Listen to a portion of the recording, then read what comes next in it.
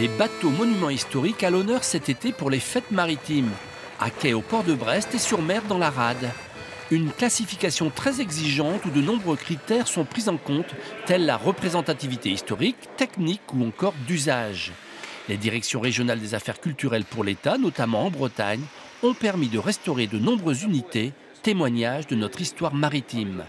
On a un nombre d'unités qui est suffisamment grand peut-être pour que ça se voit mieux, et puis d'unités qui sont un peu plus célèbres. Voilà, on peut penser à Penduic, on peut penser à certains bateaux de sauvetage, et puis des unités plus communes, j'allais dire, hein, qui représentent vraiment les hommes au travail, voilà, les bateaux de pêche en particulier, les bateaux de charge.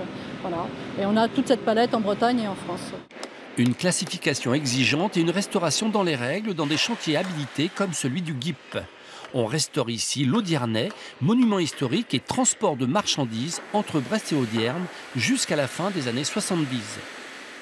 C'est des bateaux qui sont hors de notre culture. Chaque fois, c'est un bateau différent. Par exemple, on va restaurer un canot de sauvetage. Le chantier n'a jamais construit un canot de sauvetage, mais il va en restaurer un. Donc il doit s'approprier toute l'histoire. Il doit faire des recherches historiques. C'est particulier parce que avant de donner le premier coup de ciseau, le premier coup de scie, on doit avoir reconstitué l'histoire, ramener des éléments, des documents, voir ce qui est d'époque, ce qui ne l'est pas, faire la différence, analyser.